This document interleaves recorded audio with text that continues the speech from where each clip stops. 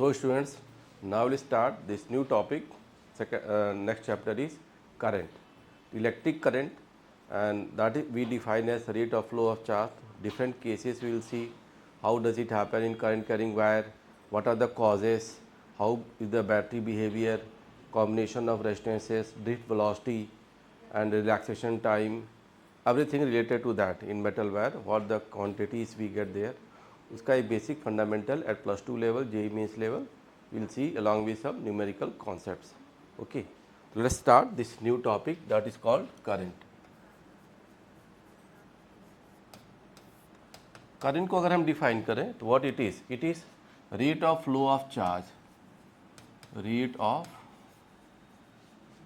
Flow of charge it is called as current ना. तो पहला इसका डेफिनेशन क्या होता है, rate of flow of charge. If the same charge is moving faster current will be more. Same charge slow हो गया current is less. Same charge rest पे आ गया करंट इज जीरो. तो करंट की वैल्यू जो होती है हम लोग यहाँ पर कहते हैं I, it is D by D T of Q. इसको हम कहते हैं rate of flow of charge, D by D T of Q. In general term I can also write it as Q by T. इसको हम Q by T भी लिख सकते हैं. अभी जो करंट होता है this can happen in a straight line motion of the charge, it can go in the circular motion also, it can go for the SHM equation type. हर जगह पे if there is a motion tendency we can get the value of current. तो आप देखो Q by T पे लिखा. For circular motion I can write it as Q upon time period. तो this time period is capital T in circular motion I can see. Means यहाँ पे जो path होगा ऐसे सर्कुलर मोशन में ऐसे जा सकता है. कोई चार्ज इस तरह से मूव कर रहा है in a circle of radius r with certain speed v, that thing we see. Capital T the time period. This can also be written as for SHM also. Even आपका oscillatory motion जब होगा then also this thing can be found. Correct. तो SHM की equation से भी हम लोग result पा सकते हैं. तो rate of flow of charge को हमने करंट की बात कही. Now current is a scalar quantity और vector quantity. Even though it has direction, current has direction, इसके पास डायरेक्शन है बट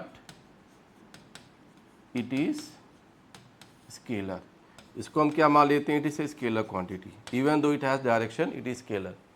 वाई सो, बिकॉज क्यों स्केलर है, ये स्केलर क्यों मान लेते हैं despite of having direction, because it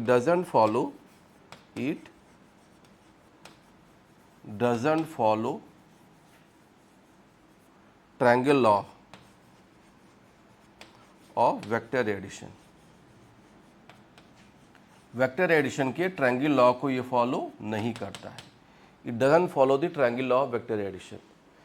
means all the vector quantity they have this property, they should have magnitude, direction with some well defined unit and should follow all the laws of vector addition. कोई भी एक दो law follow नहीं करेगा तो उसको हम vector नहीं मानेंगे.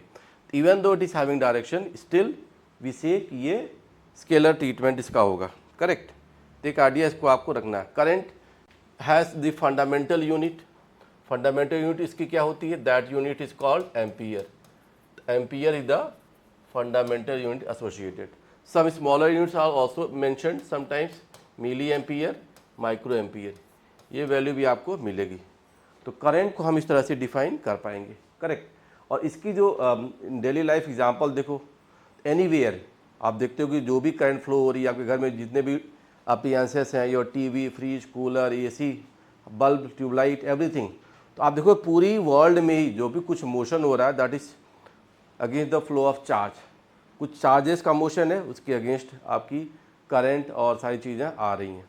तो दैट रिजल्टेंट इज हैपनिंग क्योंकि करंट में चार्ज का मोशन है. और इवन आप देखोगे दिस फोर्स, मतलब कि करंट का जो इलेक्ट्रोस्टैटिक फोर्स आपने देखा था चार्ज की वजह से, that is much greater than 10⁻24 times greater than the gravitational force.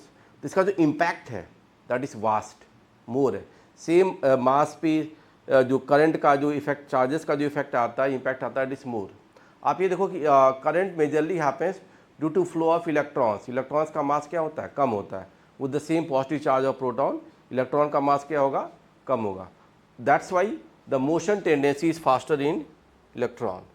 अब डायरेक्शन की बात जो मैं कह दूं, has direction, current is along flow जो होता है is along the motion of positive charge. What is the direction of motion of positive charge?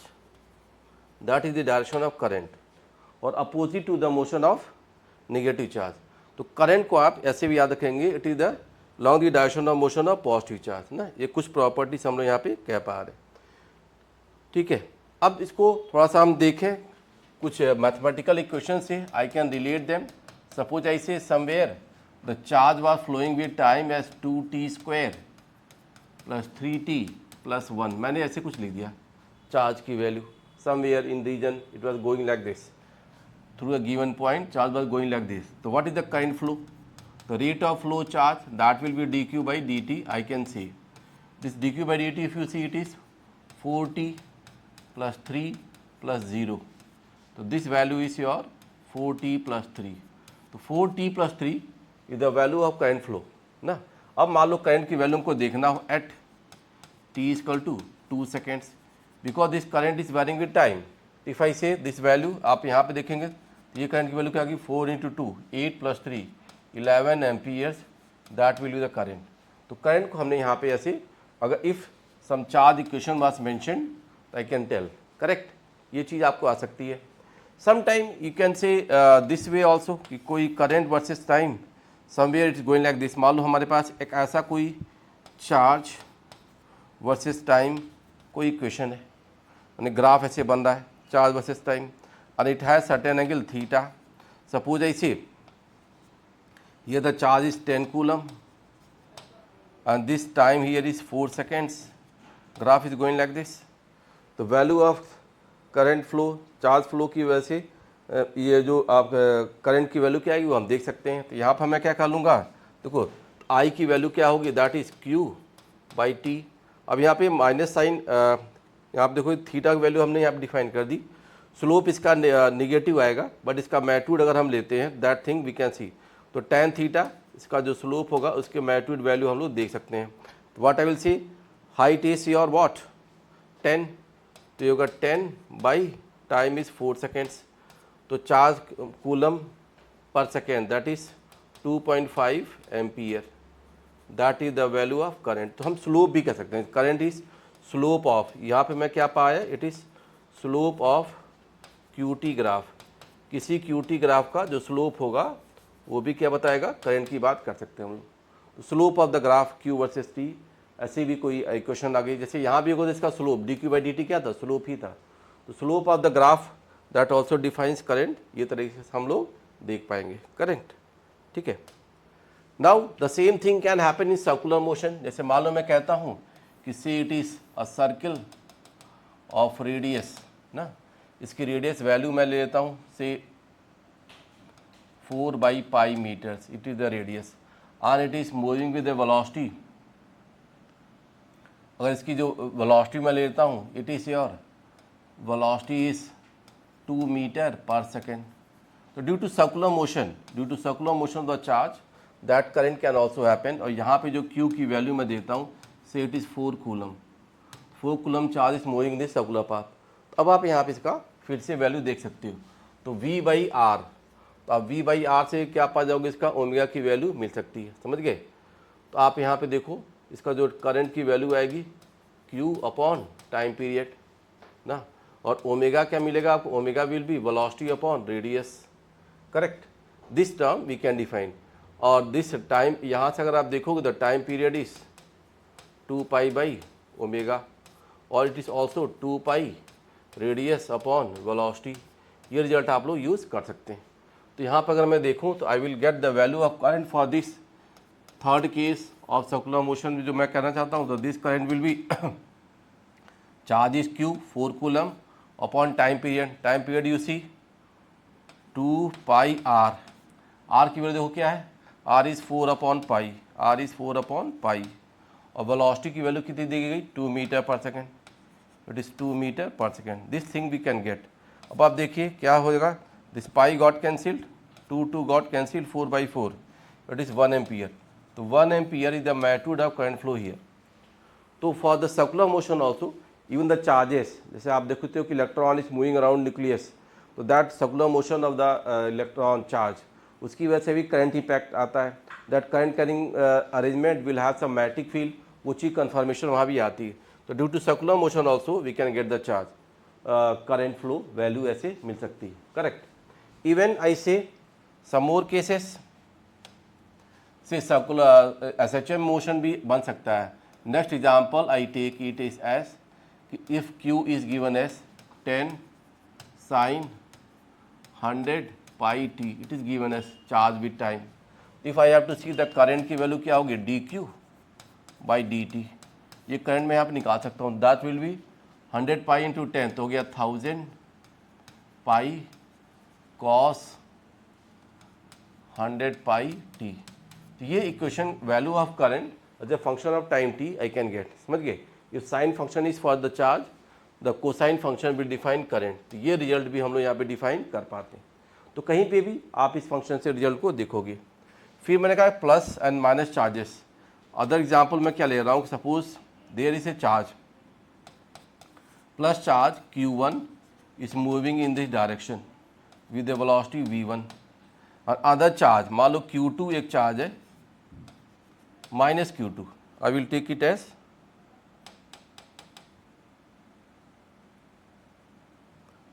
Q1 charge with velocity V1, और एक मान लो आप minus Q2, it is moving with velocity V2 here in this direction. तो आपके जो यहाँ पे करंट आएगी से इसकी वजह से जो करंट आ गई Q2 की मोशन की वजह से, this current is I2 and this current is I1। तो total current, see this charge is moving in this direction, negative charge is moving opposite direction, तो टोटल करंट जो यहाँ पे होगा that will B I1 plus I2, correct. क्योंकि देखो negative charge का जो मोशन है उसके अपोजिट में करंट की फ्लो वैल्यू आएगी, that is in the same direction. तो इसका I2 भी इधर जाएगा और I1 भी इधर जाएगा, तो net current is I net is sum of this two. I net की जो वैल्यू आएगी इन दोनों करंट का सम रिजल्ट आपको मिल सकता है। तो current flow motion of charges में always you should keep in mind it is the direction of motion of positive charge और it is opposite to the motion of negative charge. दोनों से करंट को हम लोग डिफाइन कर पाते हैं, करेक्ट। तो ये कुछ result formations I have defined general cases how it is. Now I will go for the current flow in a metal wire. In any metal wire, how does this current flow?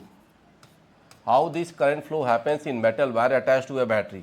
तो देखिएगा हमारे पास this is a metal wire, say like this, it is attached to a battery and this battery has a switch, it is attached to the other end। समझ रहे हैं आप, ऐसे कुछ value ऐसे रिजल्ट आ गया मेरे पास। This battery has a length, battery में negative terminal positive terminal, positive terminal means it is at higher voltage, current will flow like this if I press the switch, current का flow ऐसे आएगा। Battery voltage I can take it as V and I take this as the positive terminal of the metal wire. यहाँ पे high potential होगा, this is the negative terminal जो ऐसे attach होकर जा रहा है, current is going like this. Now this metal wire will have large number of free electrons, they will contain large number of free electrons, ये ध्यान रखिएगा। Any metal wire has large number of free electrons, meaning that these electrons are found in conduction band. They are not attached in valence band वाले electron नहीं होते, they are not attached to the atoms, they are free। ऐसे आप समझ लो कि इनका कोई भी principal quantum number and all that quantum number that will not be defined, they are not in the orbits, their tendency of motion is more and fast, ज़्यादा होता है। ऐसे आप assume करो कि आप you are inside your flat room में हो और एक है कि you are on the road, you are walking on the road in open ground, your tendency of motion will be fast once you are in the open ground और on the road. That way the electron जो free हैं तो वो आपके atom के साथ associate नहीं हो रहे हैं, क्योंकि कोई क्वांटम नंबर वहाँ एसोसिएट नहीं हो, they are freed, pool of free electron. तो पूल ऑफ फ्री इलेक्ट्रॉन्स में क्या है, वो कंडक्शन बैंड में वैलेंस बैंड में नहीं है, there is no affinity with the atom. तो this large number of free electrons, if there is no external battery, if there is no external battery attached at the ends of metal wire, so they move in the random direction and there is no current flow। मान लो हम कोई metal wire लेने copper का और उसको hold करें तो उसमें कोई करंट फ्लो नहीं हो रही, but once we attach to a battery there is a current, because battery क्या करती है, it creates a potential difference. तो दिस फ्री इलेक्ट्रॉन्स को बैटरी से एक डायरेक्शन मिलता है for the motion of charges electrons. अब आप देखो it is the high potential low potential difference across this is V. So electric field will be here V by L, by the battery it is created and it is in this direction. Now what happens, these free electrons they will have the tendency to move. Electrons will have the tendency, क्योंकि field की direction इधर है, electrons will move in this direction. ये और electrons जो होंगे वो इसकी तरफ ऐसे motion करना शुरू करेंगे. They will go like this, opposite to this. तो these electrons they move in this direction. इसकी वजह से in totality some current will happen. क्योंकि total charges they are moving in a fix direction, तो इसकी वजह से यहाँ पे करंट का एक डायरेक्शन आपको मिलेगा। तो इलेक्ट्रॉन्स इधर जाएंगे तो अपोजिट डायरेक्शन में करंट फ्लो की बात आएगी। तो मैंने इसे बता ही दिया, ये चीज़ देखो ऐसे इस वायर के थ्रू भी ऐसे ही ये एरो में बना सकता हूँ कि it is going like this. तो ये करंट है और ड्रिफ्ट वेलोसिटी की जा रही है, अपोजिट जा रही है। Now if I relate the charge density and charge and all, तो मैं यहाँ पे क्या कह सकता हूँ, see area of cross section of this arrangement, say it is A. A is the area of cross section. Now in certain region, if I take certain region here, यहाँ से यहाँ तक का कोई region मैं लेता हूँ, and this length is I say delta x, and in this delta x some volume will be delta V volume जो होगा that is A delta x. So number of electrons per unit volume, number of electron density ना per unit volume, it is small n. ये small n है, समझ गए। It is this charge of the electron is e I see it is as charge of electron which is 1.6 into 10 power minus 19 we know, this 1.6 into 10 power minus 19 coulomb, that we know, this thing we know. अगर ये सारे parameter मुझे पता हैं तो यहाँ से मैं rate of flow of charge की बात कर सकता हूँ। अब आप देखो यहाँ पे जो डेल्टा क्यू चार्ज आ जाएगा, what it will be from here if I have to see the delta Q charge, तो वो क्या होगा, देखो number of electrons point volume n और E और वॉल्यूम डेल्टा V, तो क्या होगा A डेल्टा x। तो n E a delta x क्या होगा, डेल्टा क्यू चार्ज आ गया। तो delta Q charge upon delta t, if I divide this upon delta t I can say ये रिजल्ट आ जाएगा आपका। तो delta Q by delta t is current, तो करंट की वैल्यू क्या होगी N E a delta x by delta t, I give you the name Vd, drift velocity. Here we are getting the term Vd as drift velocity, it is delta x by delta t, the rate of flow of charges, when charges how they are moving along x axis, ये delta x को ऐसे change कर रहे हैं, तो ये आपको term क्या दे दिएगा, this is term as drift velocity. तो ड्रिफ्ट वेलोसिटी का कॉन्सेप्ट यहाँ पे आएगा for the electron motion in the circuit, correct. तो ड्रिफ्ट वेलोसिटी यहाँ पे आई और इलेक्ट्रॉन्स ऐसे मूव कर गए। Now I know the number of free electrons in metal, they are of the order of, मान सकता हूँ 10 पावर 26 पर मीटर क्यूब, ऐसे इलेक्ट्रॉन्स पा गए हमारे पास ना। तो यहाँ पे करंट फ्लो की वैल्यू भी मैं देख सकता हूँ। द ड्रिफ्ट वेलोसिटी आप ध्यान देना, it is quite small, it is of the order of 10 power minus 4 metre per second होता है, बहुत बड़ा नहीं होता है, it is like this small value. और ये क्या टोटल सारे इलेक्ट्रॉन्स का एक पर्टिकुलर डायरेक्शन में मोशन की डायरेक्शन। आप इसको ऐसे बच्चों large number of electrons are there, they are moving, तो इनका टोटल की नेट स्पीड, जैसे आप जानते हो जैसे साइक्लोन, कहीं पे साइक्लोन आया तो साइक्लोन का हम कहते हैं this cyclone is moving with the speed of 80 kilometer per hour, 120 kilometer per hour. तो cyclone is moving by the virtue of pressure difference of air. तो this electrons are like in the form of cyclone, ये एक तरफ जा रहे हैं in a particular direction large, and they in totality it has a speed value that is called drift velocity. It happens bye the virtue of potential difference. किसी charge को motion होने के लिए क्या चाहिए, it requires a potential difference. Same potential पे charge will not move. Who is creating this potential difference here, it is the battery. Battery is creating the potential difference along the length of wire, correct. Actually you know कि in any metal अपने आप electrostatics में क्या पढ़ा, there is no field, तो there is no field by the charges of themselves, but external field of the battery then can create a potential difference. वो हमें बता दिया इस फील्ड की डायरेक्शन इधर थी, field is going in this direction, E is in this direction, E के opposite this electrons are moving, ये उनका अपना स्पीड है। Even in addition to this speed, electrons की अपनी थर्मल स्पीड भी होती है बाय वर्च्यू ऑफ टेम्परेचर, वो काफ़ी बड़ी वैल्यू होती है टेम्परेचर की वजह से। जैसे मैं कह दूँ कि साइक्लोन जो मूव कर रहा था उसकी अपनी एक अलग स्पीड है। साइक्लोन के अंदर जो अलग अलग डस्ट पार्टिकल्स हैं, different billion trillions of dust particles are there, they have got their own individual speed, वो थर्मल स्पीड होगी। तो दो चीज़ों का इफेक्ट है यहाँ पे, इम्पैक्ट है, तो आप ध्यान देंगे। तो ये drift velocity is this, it is small value. Now if I say area of cross section of the arrangement of this metal wire, मैं मान लेता हूँ यहाँ पे it is 10⁻⁻⁴ meter square. Now I use is all the terms, तो मैं current की value दिखा सकता हूँ कि यहाँ पे if I have to take this value, तो what is the current, current की वैल्यू क्या होगी, N E A V D I can apply. N की वैल्यू क्या होगी 10⁻26, ई की वैल्यू क्या होगी 1.6 × 10⁻⁻19, area of cross section is 10⁻⁻⁴ ना, और डिस्ट वेलोसिटी भी कितनी है आपकी 10⁻⁻⁴। आपको यहाँ पे करंट की वैल्यू एज सच मिल जाएगी। If I apply N C, तो what the value I can get, देखो 1.6 आ गया, 1.6 into just see the value. अब आप देखेंगे आप area cross section 19 and 8 27, 19 and 8 क्या हो गया 27, ये क्या है 26, तो 10⁻⁻1 ना। तो आप देख सकते हो यहाँ पे ये कितना हो गया 0.16 एम्पियर की करंट फ्लो कर गई। For this charges current flow I have defined here this, इस मेटल वायर में due to this battery arrangement जो करंट फ्लो कर गया, ये रिजल्ट आपको मिल सकता है। And current it has the direction, ये ध्यान देना, ये जो एरो है बता दिया, this arrow define the direction of current flow, तो करंट इधर फ्लो कर रहा है एंड डिस्ट वेलोसिटी इधर है, जो कि cumulative of all the charges at a time लिया जाता है। तो this term we have to keep in mind. और डिस्ट वेलोसिटी जो है इसको मैं थोड़ा आगे नेक्स्ट पेज पे डिफाइन कर रहा हूँ।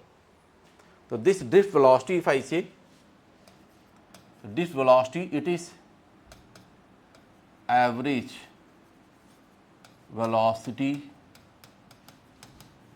of all electrons at a given time, because some of the electrons rest पे होंगे, कुछ मोशन में आ रहे होंगे, कुछ की कुछ पर्टिकुलर स्पीड, किसी की मैक्सिमम स्पीड होगी, किसी की half of the maximum speed होगी, तो सबकी एवरेज वैल्यू ऐसे ली जाती है। और इसके लिए हम यहाँ पे एक टर्म क्या डिफाइन करते हैं, there is also term called tau. Tau is called as relaxation time, it is called as relaxation time.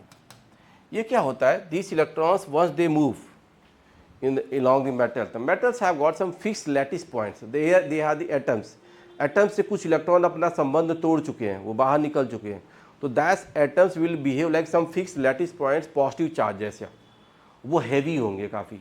और one this electrons are allowed to move, they are force to move under the effect of battery, तो वो electrons they will go and hit the, क्योंकि random motion है, they will hit the lattice points also, तो वहाँ पे hit करके रुकेंगे। जैसे आप जा रहे थे कहीं दीवार आगे टकरा के रुके फिर आगे बढ़े, it's like the hurdle race. You see hurdle race में कोई athlete what he is doing, this athlete is going stopping crossing the hurdle, then again running, then again stopping crossing the hurdle, like that.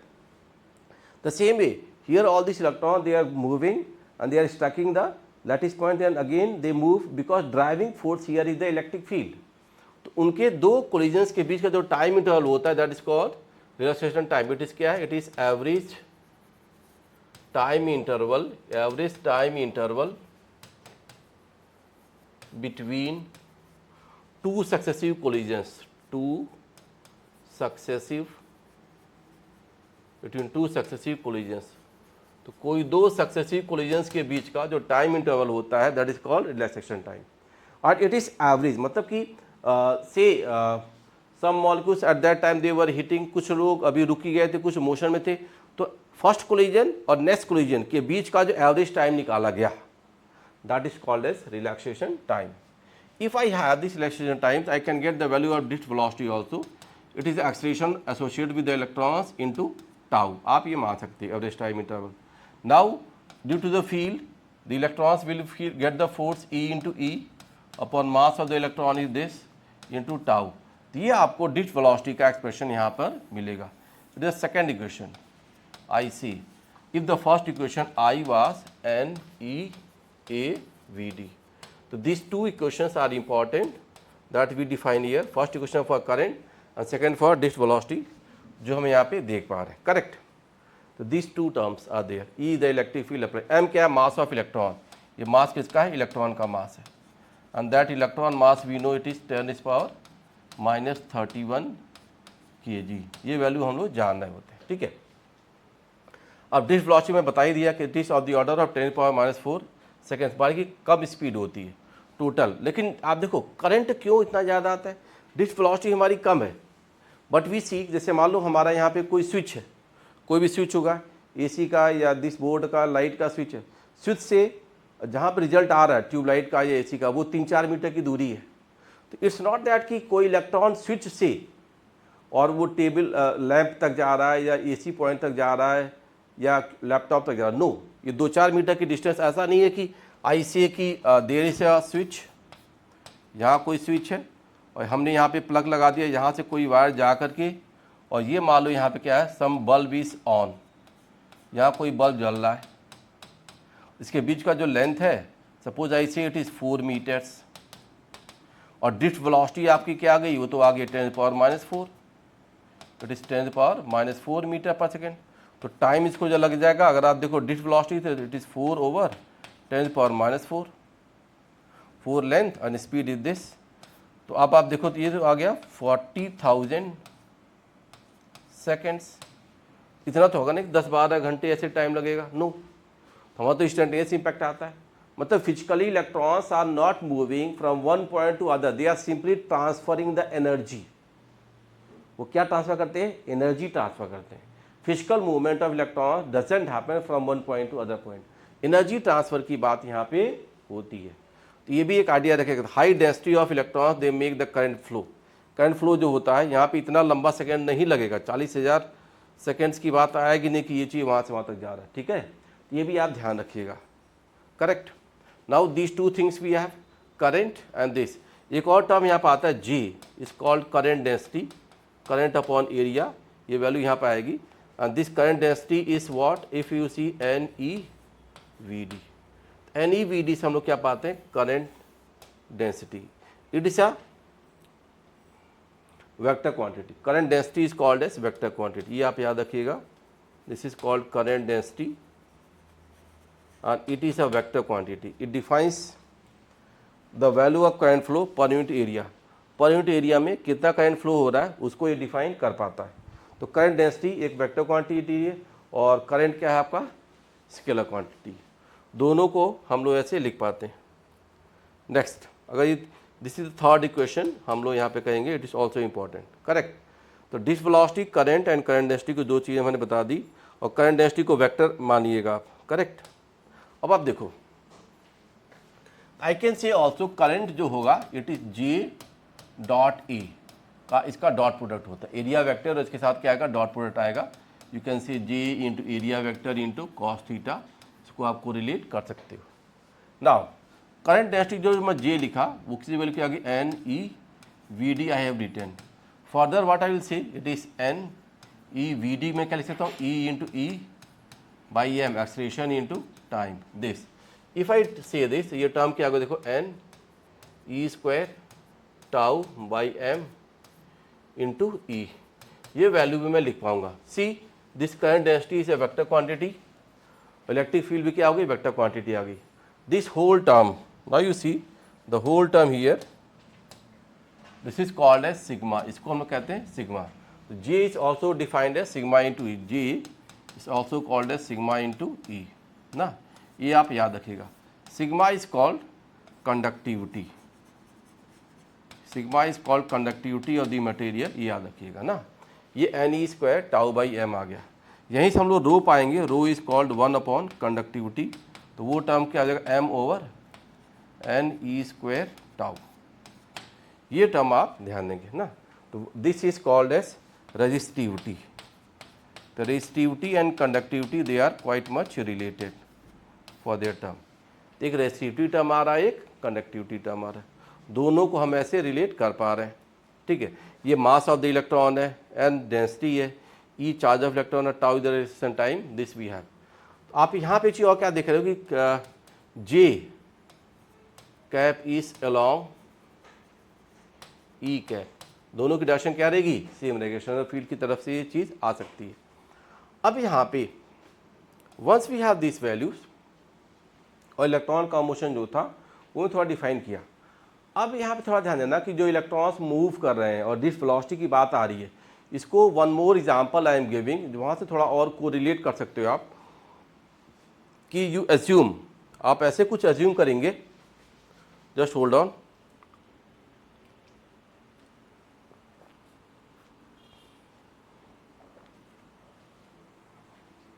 आप ऐसे assume करोगे कि let there are 1000 of tennis balls, table tennis या lawn tennis ball को आप 10th floor of building से stair के through गिरा दो। 1000 of tennis ball they are allowed to fall from the 10th floor of building down the stairs ना, सब सीढ़ियों से नीचे आ रहे हैं स्टेप्स के through. What you will find, all this balls one they are allowed to fall, they will go and hit the step, come to rest, again they will come down, they will hit the next step, come to rest, फिर वो आगे बढ़ेंगे। तो वो जो 2 step के बीच का पूरे का सारे 1000 ऑफ बॉल्स का जो 2 स्टेप के बीच का जो टाइम इंटरवल है कोलिजन का, that is called relaxation time. और 2 स्टेप के बीच का जो गैप है that is called mean free path, इसको मैं डिफाइन करूंगा, that is called mean free path lambda. तो वहाँ पे ड्राइविंग एजेंट कौन है, gravity force. All this balls they are bound to reach the ground. ऐसे इलेक्ट्रॉन्स भी जो है they are bound to go to the other terminal by the electric field of battery supplied ना, supplied battery का electric field उसकी तरफ जा रहा है और उसमें फिक्स लैटिस पॉइंट्स में हिट हो रही है। तो ऐसा कुछ अरेंजमेंट आप मान सकते हो ना। जैसे कि आप ये भी मान सकते हो कोई वाटरफॉल है, नीचे गिर रहा है तो उसमें तो कंटिन्यूस मोशन आ गया बट इलेक्ट्रॉन्स आर डिस्क्रीट, तो उस तरह से इफेक्ट आ रहा है कि they will come to rest motion भी आ गया। अगली बात मैं क्या कर रहा था कि lambda is called as mean free path. तो lambda is mean free path, ये क्या होता है, average distance travelled, average distance travelled between 2 successive collisions, 2 successive collisions के बीच का जो एवरेज डिस्टेंस ट्रैवल्ड होता है that is called mean free path. Lambda से लिखा जाता है। तो I can say this lambda mean free path is drift velocity into tau, से आप रीड करोगे इनटू टाउ। तो ड्रिफ्ट वेलोसिटी इनटू टाउ से आप मीन फ्री पाथ को ऐसे डिफाइन कर सकते हो ना। तो मोशन ऑफ चार्जेस इलेक्ट्रॉन्स में कैसे आया, all the results how it happened, तो ये इसका आइडिया हमने बना दिया कि किसी मेटल वायर में हाउ डज इट गो। तो ये एक टेंडेंसी, एक प्रॉपर्टी आप बना के रखेंगे। Next, once we have this, ये जो रिजल्ट आ गया आपके पास, तो हमने यहाँ पे एक टर्म क्या लिखते हैं, J equal to sigma into E, that I have define. अब थोड़ा ध्यान दीजिएगा, जे को मैं क्या लिख सकता हूँ, current upon area, and sigma को मैं लिख दूँ 1/ρ, ई को लिख दो v बाई एल, ये भी मैं लिख सकता हूँ। What I will see, this v is equal to I rho L by A, that is equal to, अब आप देखोगे ये आ गया आपका v। अगर मैं इसको कह दूँ तो I will write it as I into R, that is v। ये आपका ओम्स लॉ में ये बात आती है, v is equal to I into R. तो this term is also defined. तो resistance of the wire R की वैल्यू क्या आ गई, रो एल बाई ए, ये टर्म भी मैं डिफाइन कर पा रहा हूँ, आर की वैल्यू क्या आ गई, रो एल बाई ए। तो ये एक पैटर्न भी आपको यहाँ पे मिल रहा है, resistance through with the current is flowing, उसका जो रेजिस्टेंस होता है तो रेजिस्टेंस की वैल्यू क्या आ गई, रो एल बाई ए। तो R is called resistance of the wire, it is resistance of the wire, आप यहाँ पे ऐसे दे सकते हो रेजिस्टेंस, ठीक है। अब रेजिस्टेंस किस पे डिपेंड कर रहा है, resistance directly depends on the length and inversely to the area of cross section, दोनों पे डिपेंडेंसी ये आती है, करेक्ट, ये ध्यान देना। Length is always taken along current flow, current flow की डायरेक्शन में आपका लेंथ लिया जाएगा। एंड सरफेस एरिया, एरिया का जो सरफेस है this is perpendicular to current flow, ये प्रॉपर्टी भी आप याद रखेंगे, surface is perpendicular to the current flow और करंट अलोंग द लेंथ ली जाती है। इसका एक इंपॉर्टेंस है, सेम मटेरियल में if I change the direction of current flow तो उसका रेजिस्टेंस बदल जाएगा। रेजिस्टेंस भले ही ज्योमेट्रिकल पैरामीटर पर डिपेंड कर ही रहा है, तो रेजिस्टेंस आप देख रहे हो इट डिपेंड्स ऑन रो, मतलब material of wire, and L and A, इस पर डिपेंड करती है कि क्या है, ज्योमेट्रिकल पैरामीटर्स। तो रेजिस्टेंस की डिपेंडेंसी 2 तरह से है, ये इसके ज्योमेट्रिकल पैरामीटर्स पे भी है और resistivity of the material of the wire है। Resistivity of the material of the wire जो लिखा गया, it is intrinsic property. Rho of copper हो जो होगा, रो ऑफ एल्युमिनियम जो होगा, रो ऑफ आयरन वायर होगा, हर एक का रो क्या होगा, अलग अलग होगा। वो उसकी पतला वायर कॉपर का है या मोटा वायर का कॉपर का है, दोनों की रेसिस्टिविटी क्या होगी, same, it will not change. तो ये थोड़ा सा आपको याद रखना कि resistivity intrinsic property of material wire है, it doesn't depend on the geometrical parameters. Length को घटा दिया बढ़ा दिया उससे फ़र्क नहीं पड़ेगा, बट रेजिस्टेंस में फ़र्क पड़ेगा because it depends on the geometrical parameters also. तो this property also we should keep in mind ना, यह थोड़ा ध्यान रखेंगे। अब आई डिफाइन द केस कि मान लो मैंने कोई वायर ले लिया here and I will prove कि how this resistance depends on the direction of current flow. Suppose this is the length L, height H and width is B. ऐसे है, it is a parallelopiped arrangement and some current is flowing along it. कोई current मैंने यहाँ पे ऐसे flow करा दिया, it is going at the one end और यहाँ से जाते हुए ये दूसरे एंड से क्या हो गया, बाहर चला गया current. Just see current is flowing like this, current अब इधर जा रहा है, करंट जब इधर जा रहा है और इस parallelopiped arrangement resistivity is rho. For this current as I1, I say what is R1?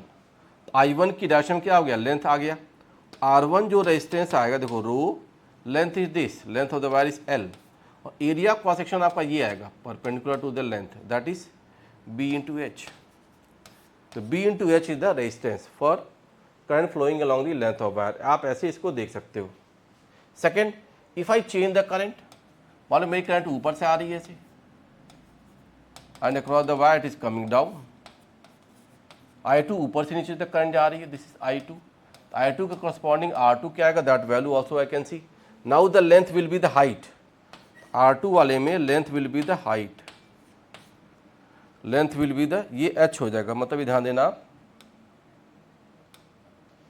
रो, अब लेंथ इसका हाइट होगा तो रो इंटू एच ओवर, अब एरिया ये वाला आएगा, दिस द एरिया, ऊपर का जो हॉरिजॉन्टल प्लेट है इसका एरिया, तो इसका एरिया क्या हो जाएगा आपका, if you see L into B, this the area A2 I can see, H over L into B. तो for the same wire the resistance value can change, आपकी डिफरेंट करंट में different ये value आ गई। तीसरा current मान लो front to back जा रहा है, I3 के कॉरस्पॉन्डिंग रेजिस्टेंस होगा R3 from front to back, तो R3 विल बी रो। अब इसमें क्या होगा, वेट B इसका क्या हो गया, लेंथ हो गया, बाकी क्या बच गया, L into h. You can see from the same wire different direction of current flow will give the different value of resistances. The resistance also depends on geometrical parameters. If we have the values LBH को हम रख करके different value of resistance यहाँ पे निकाल सकते हैं। तो ये आप थोड़ा को ध्यान देना है कि resistance how does it depend on geometrical parameters, उसकी बात कैसे लिखी गई, करेक्ट। ये चीज़ तो यहाँ पे आ गई। रेजिस्टिविटी में थोड़ा ध्यान देना, दिस सॉलिड पैरेललोपाइड अरेंजमेंट पूरा सॉलिड भरा हुआ है, इट्स नॉट हॉलो इनसाइड, ये ट्रंक बॉक्स जैसा नहीं है, it is completely field, correct. और उसकी रेजिस्टिविटी मैंने यहाँ पे क्या रख दी, कांस्टेंट रख दी है। नेक्स्ट, अब जैसे यहाँ पर कहा ज्योमेट्रिकल पैरामीटर्स में रेजिस्टेंस की जो बात कहेगी, say I take the wire is like this, it has the length L, area of cross section is A and resistivity is rho, it will have some resistance R, इसका resistance R है, correct। R की value I will write it as rho L by A। now this wire is stretched to some length, इसको double length पे stretch कर दो आप। if the wire is stretched to the double length, तो now what is R dash, R dash क्या होगा, R dash upon R का ratio हम लोग निकाल सकते हैं। तो now see material remain same, तो मास रिमेन सेम, मास रिमेन सेम दोनों वायर का, the density is also not changing, density is also same. तो मास और डेंसिटी सेम है मतलब वॉल्यूम भी क्या रहा, सेम रहा। तो I will say that A1 A into L, बाद का जो एरिया A डैश और लेंथ क्या हो गया 2L हो गया, A dash into L dash will remain same. तो अब आप देखोगे यहाँ पे, तो what you will say, this A dash is A by 2। तो यहाँ पर आपको लेंथ अगर स्ट्रेच हो गया उसी रेशियो में इसका एरिया ऑफ क्रॉस सेक्शन क्या होगा, कम हो जाएगा। So R dash value will be how much, rho length हो गया 2L and A dash is A upon 2, तो ये क्या हो गया 4 rho L by A. So it has the resistance 4R, R dash equal to 4R आ गया। ठीक है, तो आप यहाँ पे देख पा रहे हैं कि if the wire is stretched to double its length resistance changes. तो आपको एक for this wire arrangement I see, अगर if length L dash is going to N into L, तो आपका जो आप देखो area A dash will go by A by N ना। If I combine both the effect तो R dash will be N square R, ये pattern आपको मिलेगा। तो रेजिस्टेंस जो होगा वो N स्क्वायर टाइम्स R हो जाता है। यहाँ देखो डबल था तो डबल का 2 का स्क्वायर हो गया, तो यहाँ पे जैसे देखिए R डैश इट इज़ 2 का स्क्वायर इंटू R, तो ये क्या हो गया 4R हो गया। द सेम वे आई से द एग्जाम्पल, मान लो हमने कह दिया somewhere L dash is 3L, तो आपका जो R डैश होगा 3 का स्क्वायर इंटू R, तो 9R हो गया। How the R dash and R they are related, ये टर्म हम लोग यहाँ पर दे सकते हैं। तो कोई wire how it is stretched and the length wise, उसमें रेजिस्टेंस की वैल्यू में क्या फ़र्क पड़ेगा, ये चीज़ हम लोग कर सकते हैं। ठीक है ना, तो ये आप थोड़ा सा ध्यान देंगे। How do we get this results for resistance, resistivity, और रेजिस्टिविटी तो कांस्टेंट होती है, it depends only on geometrical parameters, but resistance में ये वाला फैक्टर भी आ जाएगा। ठीक है, इन अपोजिट टू दैट, इसका एक और केस मैं लेता हूँ। सपोज ऐसे ये जो वायर था and it has the length L and resistance R, it is folded from the middle, आप यहाँ से इसको फोल्ड कर दो, ये L/2 से आपने इसको फोल्ड कर दिया L/2 से। अब इसका नया R डैश क्या हो जाएगा, इट इज रो, और इसका लेंथ हो गया L/2 और एरिया क्या हो गया 2A हो गया, क्योंकि द होल ए एरिया क्या हो गया यहाँ पे 2A एरिया हो गया। It is rho L by A into 4, it is R dash, तो ये क्या R बाई 4। तो अगर मैं उसको बेंड कर देता हूँ तो उसका रेजिस्टेंस क्या हो गया 1/4 हो जाएगा, अगर हाफ पे बेंड कर रहा हूँ तो like that we can see ना। ये भी टर्म आप देख सकते हो कि कितने टाइम उसकी फोल्डिंग कर ली गई, R डैश की वैल्यू आपका ये भी हो जाएगा R बाई N स्क्वायर, कितने टाइम से उसको फोल्डिंग कर ली गई ना। यहाँ से L/2 हो गया तो हाफ से कर लिया गया, तो वो आप ऐसा टर्म देख सकते हो। ठीक है ना, तो रेजिस्टिविटी और लेंथ में ऐसे फैक्टर्स आपको मिलेंगे। करेक्ट। नाउ इसी में एक और मैं एग्जांपल लेता हूँ, सम पार्शियल स्ट्रेचिंग केसेस, कि मान लो this wire had the length L and resistance R, resistivity rho, area is A, ये था आपके पास। Now what I did, a part of wire को मैंने फिक्स रखा ऐसे, और एक पार्ट को स्ट्रेच करके ऐसे कर दिया। दिस लेंथ इज 2L और ये आपका L/2 रह गया। तो what is the new resistance for this arrangement, this question can be given. इसके अरेंजमेंट का नया रेजिस्टेंस क्या होगा, आप यहाँ पे इसको चेक कर सकते हो। तो अगर if this thing is happening तो what is the new resistance, इसको हम कैसे देखें। तो आप देखो ये वाला तो हाफ पार्ट पे हमने इसको होल्ड अप कर दिया है, हाफ पार्ट पे it was kept on hold, इसका तो रेजिस्टेंस आ गया आपका R/2 ही रहा, R/2। रिमेनिंग क्या हो गया, तो टोटल लेंथ इज 2L, तो ये लेंथ क्या हो गया 3L/2, ये आ गया। तो L/2 तो 3L/2 हो गया।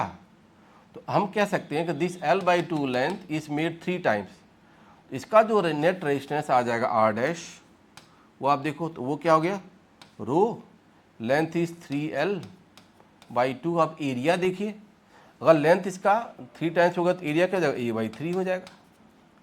तो दिस R डैश वैल्यू अगर मैं देखता हूँ तो क्या होगा, देखो rho L upon A, rho L by A, बाकी वैल्यू क्या आ गई आप देखिए इंटू 9/2, तो ये हो गया 4.5 रो L बाई A, ये हो गया R डैश।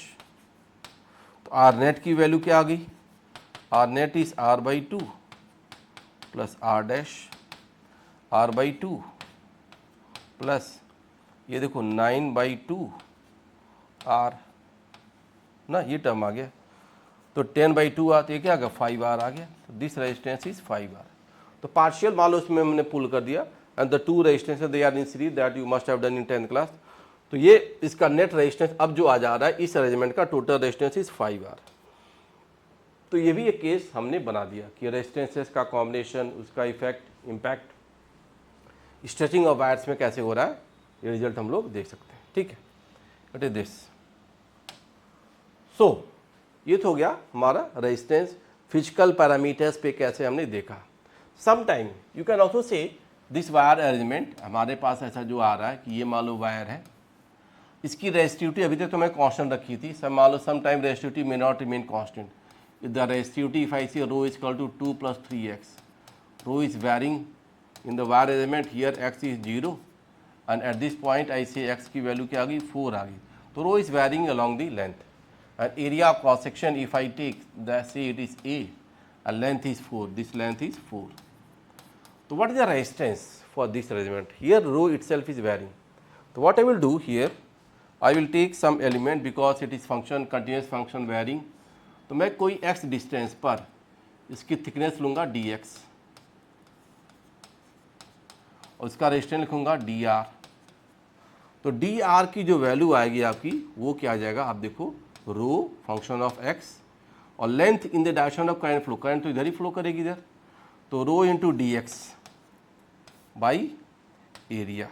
इसको आप इंटीग्रेट करोगे तो टोटल रेजिस्टेंस वैल्यू आपको यहाँ पर मिल सकती है। तो what I will get, this is R, rho की वैल्यू हो गई 2 + 3x, small length was dx upon area and we integrate it. If I integrate तो the resistance value R will be, देखिए तो क्या आ गया 2x + 3x² / 2 upon area, 1 upon area तो मैं रहने दिया, ये टर्म मैंने लिख दिया यहाँ पे। This value will put from 0 to 4। R की वैल्यू देखो क्या आ गई 1 अपॉन एरिया, अब देखो 4 डाल दो, 2 × 4 क्या होगा 8 + 3/2 × 4 का स्क्वायर, तो आपको टोटल रेजिस्टेंस एज सच यहाँ पे एज सच मिल जाएगा। तो if resistivity is varying along the length, rho is not constant, तो मैंने यहाँ पे रो को नॉट कांस्टेंट वाले केस में भी प्रूव कर दिया। हाउ डज इट गो, तो रेजिस्टिविटी आपका अगर वेरी भी कर रही है तो इंटीग्रेट करके we can get the results. तो ये भी एक तरीका होता है for finding the resistance, correct ना। तो ये रिजल्ट तो ऐसे आपको मिल गए। अब सम केस कैन बी कि जहाँ पे एरिया भी वेरी कर जाए, एरिया वेरी कर जाए तो देखो एक चीज़ बड़ी इंपॉर्टेंट होता है कि मेरा जो लेंथ होता है dx length, it is always along current flow, along current flow. Element जो होगा लेंथ का वो हमेशा करंट फ्लो में। If we have the confusion कि मैं लेंथ किधर लूँ, जैसे उधर था LBH वाले फॉर्म में, तो मैं किधर लेंथ लेता, तो it is always taken for the current flow line. Maximum length ही हमेशा लेंथ लिया जाए कोई ज़रूरी नहीं है, वो आप एक आइडिया रखेंगे फॉर फाइंडिंग द रेजिस्टेंस। तो ये भी एक पैटर्न आपका रेजिस्टिविटी रेजिस्टेंस के साथ हम लोग देख सकते हैं। नेक्स्ट थोड़ा सा अगर जेई मेंस एडवांस लेवल पे मैं ले जाऊँ इस क्वेश्चन को, some time I will see there say cylinder, there say this cylinder, ऐसा कुछ सिलेंडर है and it is concentric with इसका बाहर वाला अरेंजमेंट ऐसा कुछ आ गया। देखिए ये है inner radius I take it to be small a, outer radius is small b, ऐसे आ गया और बीच में मान लो एयर है, बीच में एयर है बट दिस इज मेटल, ये वाला पार्ट इसका मेटल कुछ था। And if I attach A battery like this, ये बैटरी ऐसे लग गई, देखो रेडियली आउटवर्ड यहाँ पे करंट फ्लो करेगा। तो हियर इफ आई सी तो current will flow from positive terminal तो बाद तब रेडियली आउटवर्ड करंट जाएगी। तो throughout the arrangement current will go radially outward, current will glow radially outward. यहाँ अराउंड द लेंथ नहीं जा रहा, say this cylinder has length L, inner radius A, outer radius is B, अगर आप देख रहे हो यहाँ पे, तो current is flowing radially outward. तो रेडियली आउटवर्ड जब करंट जा रही है तो आपका अब यहाँ पे what will vary, area of cross section will vary. It is coaxial cylinders बहुत सारे होंगे, उसके थ्रू ये वेरी कर रहा है, लेंथ रिमेनिंग कांस्टेंट। तो मेरा यहाँ पे जो एलिमेंट आएगा that will be some cylinder of radius x and thickness dx. Thickness will be dx, correct. Radius x and thickness is dx. अब इसमें करंट रेडियली आउटवर्ड आई फ्लो करिए, डी आई नहीं, सब लोग डी आई करंट फ्लो करेगा। तो D R जो resistance में लिखूंगा rho into d x small thickness over curve surface area. इसका एरिया क्या लीजिएगा, curve surface area. Curve surface area is 2 pi x into L. इसको इंटीग्रेट करो, you integrate this, you will get the result. तो मैं यहाँ पे are की वैल्यू जो लिखूंगा, देखो rho over 2 pi L, I can see integration of dx by x. This will change, x will change from a to b.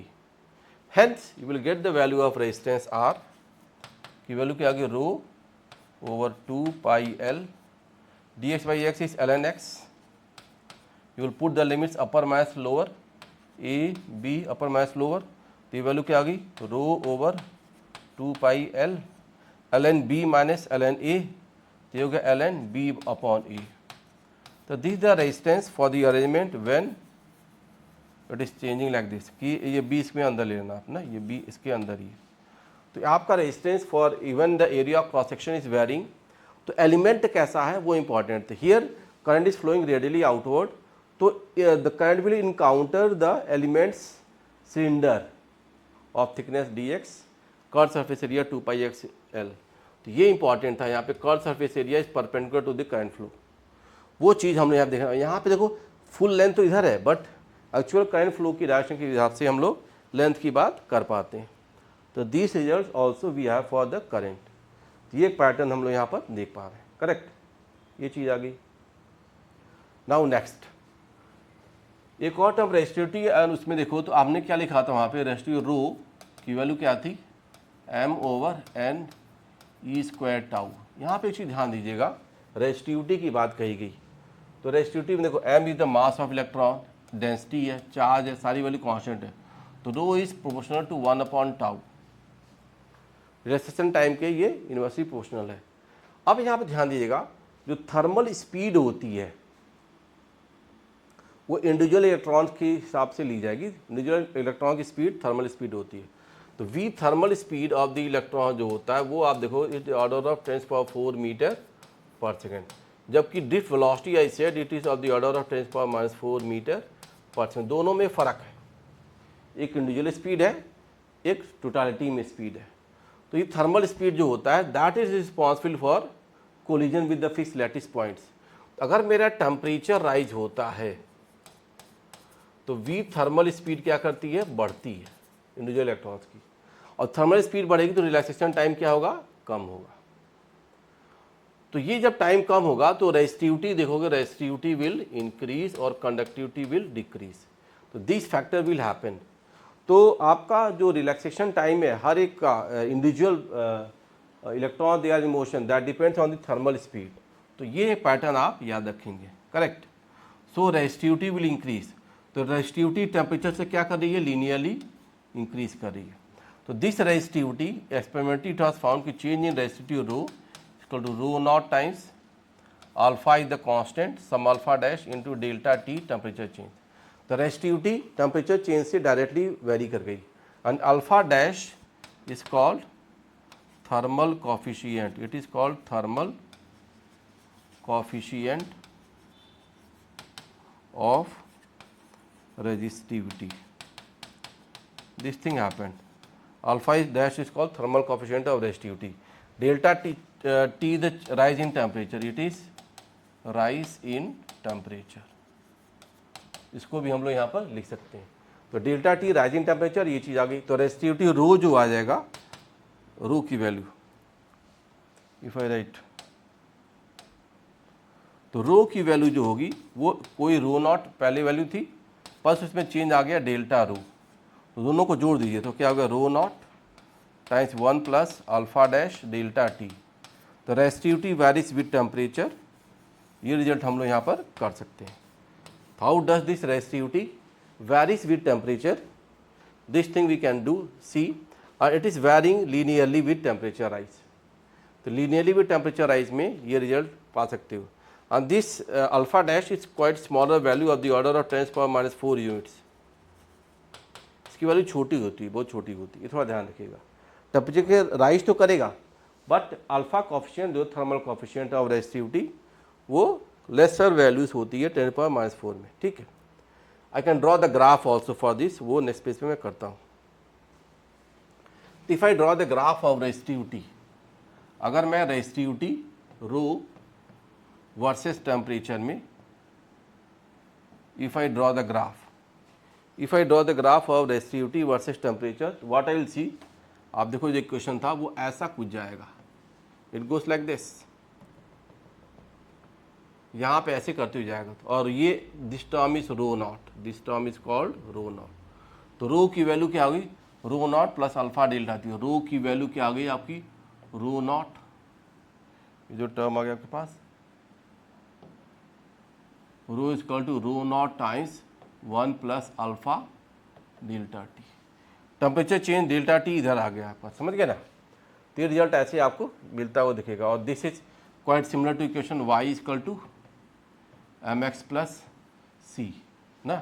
सी क्या intercept है, इंटरसेप्ट यहाँ पे क्या हो गया, रो नॉट हो गया, और लीनियर वेरिएशन आपका इसका दे सकते हो, और फर्दर ये रिजल्ट्स आपको मिल जाएंगे। इसका स्लोप जो होगा, स्लोप से हम लोग क्या पा जाएंगे, we can get the value of temperature delta T को अगर मैं टी लिख दिया तो I will see that rho is equal to, ऐसे लिख लो, rho naught plus rho naught alpha T, ऐसे कर लो आप। तो y is equal to M X plus C, ये हो गया y, ये हो गया c, और ये हो गया आपका m इंटू एक्स। एक्स क्या हो गया आपका टेम्परेचर, m क्या होगा रो नॉट इंटू अल्फा, तो रो नॉट इंटू अल्फा क्या आ गया, दैट इज दिस स्लोप। तो जो स्लोप आ गया आपका यहाँ पे tan theta, if I say this angle is theta, तो tan theta that is the slope value, और स्लोप वैल्यू क्या है, रो नॉट इंटू अल्फा, ये टर्म आपको मिल सकता है। तो स्लोप ऑफ द इक्वेशन और ये linear variation, how does it happen, इस पे भी क्वेश्चन आपके मिलते हैं, you can see. Now the same way मैं I can define the resistance, because with the rise in temperature the fractional change in length or area I can neglect. So with the temperature rise, I can say that length remains constant and area also remains constant, they remain constant, इनमें कोई change मैंने नहीं पाया। सो resistance R will follow the same factor, R की value क्या है, multiply जाएगा R not times 1 plus alpha T, T the temperature change, मैं इसको डायरेक्ट लिख दे रहा हूँ, it is the temperature change, where alpha is called thermal coefficient of resistance, thermal coefficient of resistance,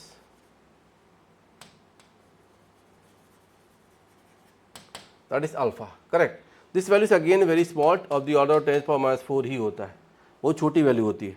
इसका ग्राफ भी आप देखोगे, it will follow the same pattern. If I draw the graph for this, तो ये आप देखोगे R versus temperature का graph जो जाएगा इसका, फिर से it will go like this, ये ऐसे ही जाएगा, थोड़ा ध्यान दीजिएगा, और ये R नॉट आ गया यहाँ पे, तो स्लोप वगैरह भी अल्फा ही दे देगा। तो आप देख सकते हो यहाँ पे जो इसका tan थीटा स्लोप आएगा, थीटा, तो I will say this tan theta, the value of slope is R nought alpha. Pattern results are same for resistivity and resistance, दोनों का एक पर्टिकुलर पैटर्न है। For the metal wires it is this, for semiconductors you will find this alpha is negative, for semiconductor this alpha is negative, for other materials it can have non linear variation also ना, semiconductor का negative किसी का non linear होगा, but for the metals in certain temperature range that we follow at the +2 level, वहाँ पे हम क्या लेंगे, इसका लीनियर वेरिएशन ही देखते हैं फॉर रेजिस्टेंस, करेक्ट। तो ये भी एक आइडिया आपको यहाँ पे मिल गया, resistivity, resistance, their temperature variation, और रेजिस्टेंस की बात मैंने वहाँ बता दी, how does it go, current flow का पैटर्न क्या आ रहा है वो चीज़ हमें बता दिया, ठीक है। ऑल दीज फैक्टर्स के साथ हम लोग इस रिजल्ट को कर सकते हैं। रेस्ट इसका जो आगे जो इफेक्ट आएगा तो मैंने जनरल वैल्यू बता दी, इसके बाद फर्दर क्या इफेक्ट आएगा, combination of resistances, function of battery, that will do in the next class. Thank you.